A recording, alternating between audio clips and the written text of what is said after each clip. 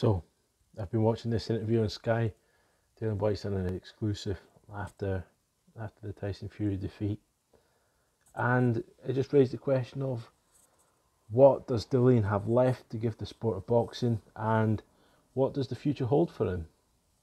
Obviously, watching this, you can tell he's disappointed. You can tell he's a warrior because he still wants it, but the way he sees it is, Tyson Fury was being dirty, head butted him, caused the clash, leaning down and moving his head into the side, which caused the cut, and so he fired back, and it was like he's getting the blame for it, and the water was thrown by the Fury corner, etc. And whether I prefer Tyson Fury or Dillian Whyte, which I'm a neutral kind of guy, so it doesn't really matter. I still see the next part is Dillian Whyte clutching at straws. I wouldn't say he was completely out, but he was almost out on his feet when that uppercut landed, and he's saying that the push from Tyson Fury made him hit his head. I didn't see him hit his head. If might have touched the canvas, but it wasn't it wasn't crazy. As he was falling, you could tell he was completely gone. Wasn't a lucid guy when he was falling. So it just makes me ask, he's wanting the rematch with Tyson Fury. For me, wrong move. I think Dillian Whyte's chin is shot at the highest level. Maybe he could have some fights against lower opposition. But I would see him getting knocked out by a lot of guys. Maybe Dubois, Otto Wallen might still be a good fight, but if he had a rematch against Parker, I see him getting sparked out. And a lot of people have been saying, even before this fight and even before the first Povetkin loss, a lot of people said, I want to see him fight Wilder and Andy Ruiz Jr. But before I go into my thoughts on that, I think he would get taken out just as bad, if not worse, by Tyson Fury in the rematch. Tyson Fury's got the measure and felt him out, knows exactly what he's got to give. I don't see Dillian Whyte giving more, and even if he did give more, I just don't see it being enough. Dillian Whyte in this interview made it excuses that he could have put the pace on faster, he could have done this, could have done that. At the end of the day, anyone and everyone can say that. So, no disrespect to Dillian, but I just don't think it, especially at this stage of his career, being the way he was, having the difficulties, holding his chin together. I don't see him beating this Fury. I think maybe Anthony Joshua, he might have a better shot, but I think again his chin is just ain't on that level anymore.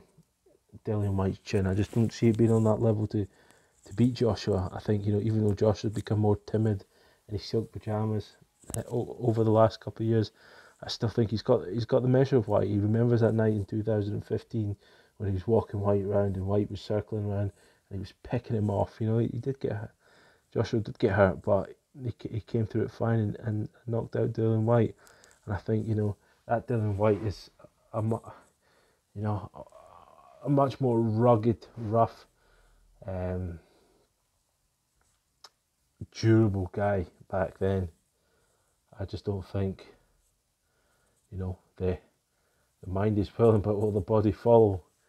And I just think Joshua's just got the measure of him again. With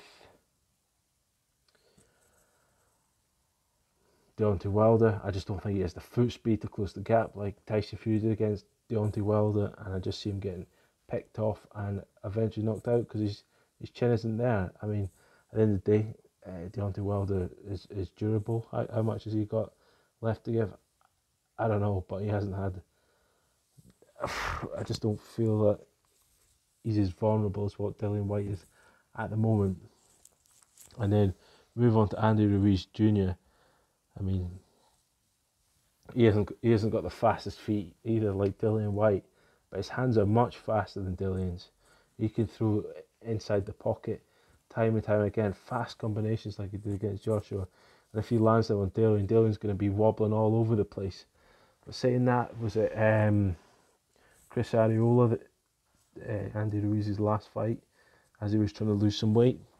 He looked a bit chinny. He was hurt several times, dipped at the knee. I might have even got a count for it. I can't remember. But he was hurt by Arreola, which was, below what Dillian Whyte can achieve. So, again, I would say, first thoughts, I would say, a 70-30 fight, Andy Ruiz, and then I would say Wilder, 80-20.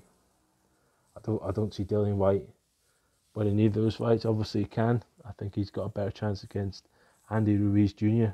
But again, I don't see it. But these are my thoughts at the minute of what, possibilities of Dillian Whyte's future. He's obviously wanting a few more fights, so he's obviously wanting the Tyson rematch. I don't think that'll ever happen.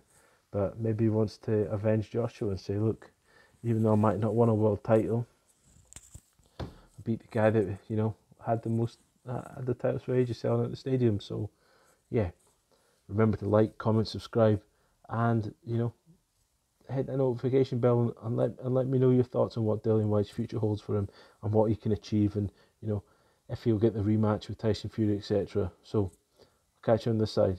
Cheers, guys.